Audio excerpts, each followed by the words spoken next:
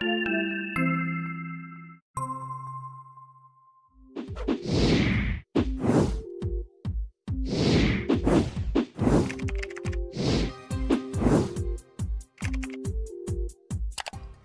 a week off, because of Thanksgiving and all kinds of things happening, we are back today for the podcast talking about emotions today. That's right. Probably a good topic at this time of the year. Yeah. We're going to be experiencing a range of emotions in the next 31 or 32 days. Yeah. Right? A lot of emotions. A lot of emotions. Some positive, some negative.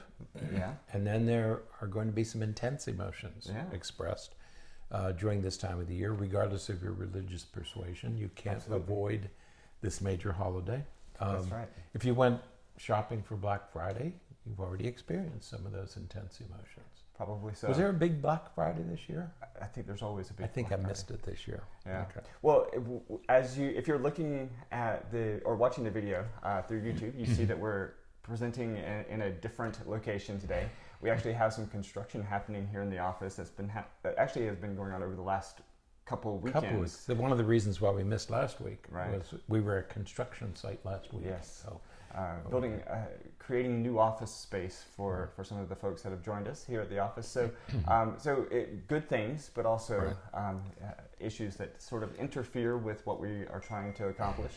So life gets in the way. Life does get in the way, and so I'm going to hit that button there so that sound will stop. Right. I wasn't expecting anything, but here we are. You never know. So we're going to talk about emotions, Yes. in particular emotion regulation, Yes. or emotional regulation. The title of the article is The Premier Skill of the 21st Century. Yeah. Right? Yes. And I like the idea of looking at emotional regulation as a skill that we need to develop as opposed to something that we're just supposed to have. Right. And that's what we're going to talk about today is how do we get to emotional regulation? And but first of all, we want to talk a little bit about emotions. Yeah. And we want to mention that there are two articles today. And the second one is specifically addressing what emotions we possess. And we'll talk about that a little bit later. Yeah, I really like that presentation, the way to look at it that way. So. Right. The thing about emotions is, let's first of all talk about the purpose of emotions. Emotions do two things for us. Number one, they focus our attention. Right. Whatever you are particularly interested in, once you get emotionally aroused, it means you're interested in whatever that topic is. We're highly emotional about poisonous animals. Mm-hmm. It focuses our attention. Right. Okay. Second thing it does, besides focus our attention, is its motivation to action. Right. It provides the motivation to do something. Tells us we need to do something. Right. So emotions are necessary and useful, both to focus our attention on what's important and motivation to action. Yes. Okay. Yeah, and so we need them certainly to survive. In many ways, emotions are important to survive, but it also lets us know just how we feel and how we're experiencing things that are happening in our environment. Right. And so what we want to do is we want to be in control of this process. That's the big issue here. And the word control, we'll kind of focus on that point in just a few minutes. Right. Now, emotion regulation is different for everyone. Right. For some people, it's quite easy. I would say that of the two people doing this podcast today, emotion regulation is a little bit easier for you than it is for me. Okay. Sometimes. And that's a state trait. That's that state trait issue. Okay. So emotion can be a state of mind, or it can be a general trait that you have. Okay. So emotion regulation is going to be different for all of us because some people find it very easy to control their emotions. Other people find it a little more difficult. It certainly is more, the control of your emotions or the regulation of your emotions is certainly more difficult if you've had a past history of trauma or abuse or neglect or something like that, where you're sort of sensitized to emotional events. And so for various reasons, we have different people have different ability to regulate their emotions in general. There was a movie years ago, Top Gun, and one of the main characters in the movie was Iceman, because he had ice in his veins. He just didn't emote very much. Right. Whereas the character played by Tom Cruise was a bundle of emotions. He emoted about everything on a regular basis. So that's the trait that we see. And then the state is something that's happening in the environment right now. Right. Okay. Yeah, and there are certainly state factors that can make emotions very easy to control or very difficult to control. Right. It's very easy to control when you have, sort of a lot of boundaries and structures around you that force you to control, basically. And they're much more difficult to control when there's a lot of things happening in your life that you are either really happy about or really upset about, and your emotions are much more difficult to control during those states. That's right. And it depends on your particular, are you stressed? Are you tired? Are you not feeling well? Those hungry. Those, being hungry. yeah, people talk about he has the hangries, right? Or people who become hypoglycemic and their, your emotions get the better of you. Right. So what this is about what emotion regulation is about, is that you can regulate your emotions rather than your emotions gaining control of you. Right. So we're talking a little bit here about emotional intelligence. This is emotion regulation is a component of emotional intelligence. You remember that book by Daniel Siegel, written years ago, about emotional intelligence. And emotion regulation is a robust predictor of life functions, of your mental health, of your work life, of your academic performance, and of social relationships. Absolutely. Okay? If you're able to regulate these things a little bit better, those things can go more smoothly. Whereas if you lose control of your emotions, you tend to make mistakes. Yeah, we always couple together social and emotional when we think about development and overall development and different factors. And so we see social and emotional tied together because our emotions are so linked to the way that we interact with others. Right. And as we often do on these podcasts, we talk about the biology of emotion, and our emotions are produced in the brain. And the essential problem that all of us are dealing with when it comes to emotion regulation is that our brains tend to be reactive. Right. They react to environmental circumstances. And the reason that's important is because you have to be on alert for anything new, different, or dangerous. Right. Okay. And so when you're in the presence of something that might be new or dangerous, your brain, the subcortical parts of your brain where the emotions reside, they tend to react first. Right. If you think of two things racing, whether it's two humans or horses or boats racing, the emotional structures of the brain tend to react before the thinking structures. Right. When you hear a loud noise, your body reacts and moves away from the noise before you identify what it really is. Right. So if you hear something that sounds like a gunshot, process it. Right. If you hear something like a gunshot, you're going to move in a direction even before you know what it is. Right. Okay. Because what it is done by the surface of your brain, by the cortex, whereas the sound itself is processed in the emotional structures. Yeah, one day I want us to do a podcast on affect theory and the idea about these precognitive experiences that we have that influence so many of the decisions that we make and feelings that we have and relationships even that we develop.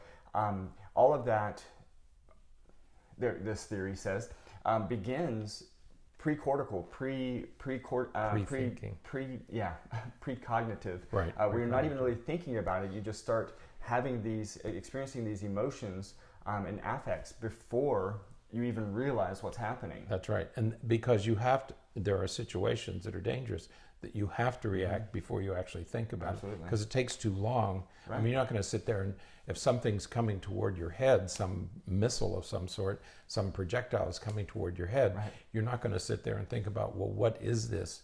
Should I be? No, first thing you do is duck. Okay? Right. That's subcortical. Those are the emotional structures in your brain. You're going to duck first and think later. Okay. That's the enemy. That's what we're dealing with here with emotion regulation, is the brain tends to be emotional first. And what you want to do is the goal here is you want to give your brain enough time for the cortical, the prefrontal cortex, to think about it before you react. Right. So your tendency is react and then think. What you have to do, what you learn how to do, and the reason it's a skill is because you have to learn how to control, regulate this basic tendency to react in favor of allowing time for your prefrontal cortex to decide what to do. Absolutely. And so that is the overarching goal. Right. And this author talks about a few things that we can do to help with that. Right. And I really like, and I don't know the first point that you want to make, but I really like that he has a section on just simply identifying the emotion. I think that's the key. Yeah. I think that as I correctly identifying the emotion. That's right. First of all, you have to identify it. Yeah. Okay. And that is where you spend a little bit of time. Right. And it's absolutely critical, because what you want to do is what he reminds us of. William Glasser talks about this all the time.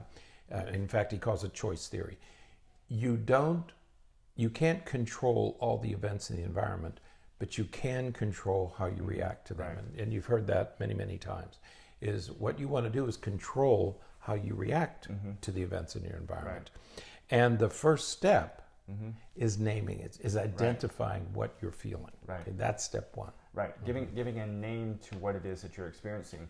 And so, that requires some sophistication to be able to differentiate excitement from fear, for example, Right. or differentiate, some of these different positive and negative, they're somewhat opposites, but they also share many of the same physiological feelings. And so we have to be careful how we identify them, because that's going to influence our behaviors and everything that comes after that. Right. And so the thing we want you to remember is name it to tame it, is the phrase that they use here, which I think is easy enough to remember. Name it to tame it. You have to first of all identify it accurately. Okay. You need to notice what you're feeling. Right. You need to monitor your feelings. You need to recognize, and you have to adapt your emotions to the event. Okay. So what this requires is a certain amount of vulnerability. Yeah. You have to be willing to be vulnerable. Let me explain that. Frequently people come in to us and they will say, well, I'm really frustrated by this. I don't know what that means. Right. I think I know what it means, but I know what it means for me. Right. I don't know what. But if somebody comes in and tells me I'm angry, Right. okay, now I know what we're doing. I'm Right. sad, I'm happy, I'm overwhelmed. Those are identifiers that are much more precise. They're much more precise, but they're also, one of the things I was just in a conversation with a patient about recently is that, when you come in and you say that you're sad, I can appreciate what sad means, Right. because we have a shared definition. But your sad may be very different than my sad. How you specifically feel when you feel sad may be different than how I specifically feel when I'm sad. And so, while it is sort of the best that we can do as it relates to a vocabulary that we can share and those kinds of things, there is still some subtle differences, or sometimes some big differences in the way that we actually experience that emotion. So we can have a shared language about the emotion and what the emotion is, but we may have a different experience of what that emotion does to us. That's right. But now you have a much more precise language to talk about it. To say you're frustrated, that's not you're not vulnerable enough. Right. Okay? Another place this happened, and I talked about it the other night. I had to do a talk about middle schoolers. And we frequently talk about our children, and our children, especially teenage children, tend to be a little bit, I think the word now is snarky. Is it snarky? I think that is the word. Little mouthy, little testy verbally, take little liberties. And in your first many parents, the first reaction is, you can't talk to me that way. I'm angry. You made me angry. And then I got to thinking about it, because I did exactly the same thing that all the other parents do when our kids are a little snarky. I get angry because you can't talk to me that way. You're being disobedient and disrespectful. But what I realized was it really hurt my feelings when my kids talked to me that way. I was angry, but my real feeling was I was hurt. I was thinking, my God, why in the world would my kids talk to me that way, right? So I was really hurt, and instead of lashing out at my kids in anger, what I really wanted to say to them was, that really hurt my feelings when you talk. That hurts my feelings when you talk to me that way. That's being vulnerable, okay? You don't have to apologize, you don't have to cry, but you have to at least identify what you're really feeling in order to take the appropriate action. Remember we said focus your attention, motivation to action. You're going to make a mistake. If you lash out at your kids and accuse them of being disrespectful and disobedient, you're going to take this thing in a very wrong direction. Okay? You're going to do the wrong thing. Right. Responding because you're identifying yourself as angry will be a very different set of behaviors than if you identify yourself as being hurt. Yeah. Do you really mean you can't talk to me that way, or do you really mean I wish that we wouldn't talk to each other this way? I would like to have a different kind of conversation. That's what you really mean. Okay. But that's vulnerable. And a lot of parents don't want to, they feel like they shouldn't be that vulnerable. No, it's okay to be that vulnerable. It's okay to do it with your partner. Oh my gosh, how many fights have you had in your marriage because you felt somebody was disrespecting you or something? No, what you really want to say is, sweetheart, I'd really like for us not to be talking to each other this way. So you have to be honest. You have to identify what you're really feeling. Absolutely. Okay? Now, David Rock, this is what you should be. Rock? No, you should be. He's a human performance coach. Oh, yeah. Because you do sports psychology and all that stuff. That's about human performance. Yeah. He came up with an interesting statistic. He said, you can reduce your stress by 50%. I'll have to see how he came up with that number. Just by identifying it accurately. Right? If you do nothing more than what are you really feeling right now? We've had a construction site and holidays and all this stuff going on. But what do you, I mean, you can get stressed, you can get angry but are you really all those things? No. You're probably just a little bit overwhelmed right now. Yeah. So step back, take a deep breath. That allows you to take the action that you need to take rather than saying something stupid because you're under a lot of stress. Right. Yeah. Under a lot of stress, out of routine. Right. You know, those kinds of things can certainly influence the way that we feel. And it's not that we're angry or upset about anything in particular. It's just we're not in sync right now. Right. And so the second step, so the first step is you have to identify the emotion accurately. The second step is once you've identified it and you kind of know what you want to do, rehearse your reactions. You know, this is going to be new territory for you, you know, feeling a little bit vulnerable and identifying things more precisely. So go ahead and rehearse your reactions of what you're going to say or how you're going to respond. I did that for a long time with my kids, is how do I want to say to my children, what you're doing right now is hurting my feelings? Is that what I want to say? Or do I want to couch it in some way? So rehearse your reaction, make sure you're comfortable, make sure that's exactly what you want to say. Okay? Absolutely. So 2 steps, identify it accurately and rehearse your reaction. Yeah. That's the advice that David Rock gives. Yeah. Okay? To make sure that you're responding based upon the correctly identified emotion. Right. Right. Not just the impulsive emotion that or impulsive label that we apply to the emotion. Right. So what you want to do, so the goal here is you want to inhibit your emotional reaction, which is going to be the first reaction. Right. Okay, that's the first thing you're going to be tempted to do. So you inhibit that emotional reaction and allow the prefrontal cortex to make a reasonable reaction. Right. Okay, a more thoughtful, a more mindful reaction. Right, because remember that impulsive reaction is going to be the survival reaction, right? It's going to be the reaction from the subcortex that's going to say, you got to be safe. And so that's why you're going to interpret those as extremes in anger, extremes in fear, or extremes in happiness. You're going to experience those first because your cortex wants to, your subcortical regions want to keep you safe. Which is, survival more than cognition. Right. I mean, if you have to make a choice, you want survival more than thinking. Right. Okay. First of all, you have to survive. Okay. Right. So that's why the brain is structured to react emotionally rather than cognitively or mindfully. Okay. Yeah, that makes sense. Because survival, and also the emotional structures of the brain develop very, very early. Yeah. Develop years before the prefrontal cortex. We have emotional structures when we're 3 or 4 years old. Yeah. The prefrontal cortex doesn't completely mature until you're in your mid-20s. Right. So Lots of time. the emotional structures, that's what, another point is that's what defines teenagers. Teenagers react emotionally before they think about it. And they'll often say, oh, I forgot. And they really did, because they're reacting emotionally before they think about what they're doing. Yeah, okay? Absolutely. So what you want to do is you want to free yourself from this automatic survival response, okay? And you want your response to be positive rather than negative. Remember, we said there are positive emotions and there are negative emotions. And so you want to encourage, nurture the positive emotions rather than negative. Anybody can get angry. Right. Okay.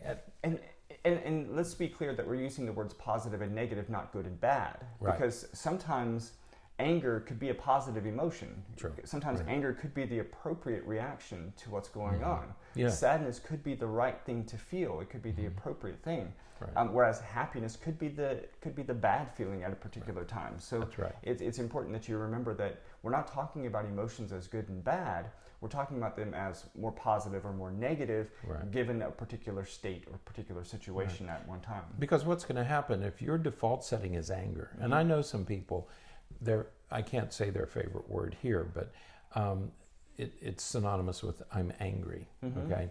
And that is always their first reaction. Because I'm angry. I say, are you really angry? Right.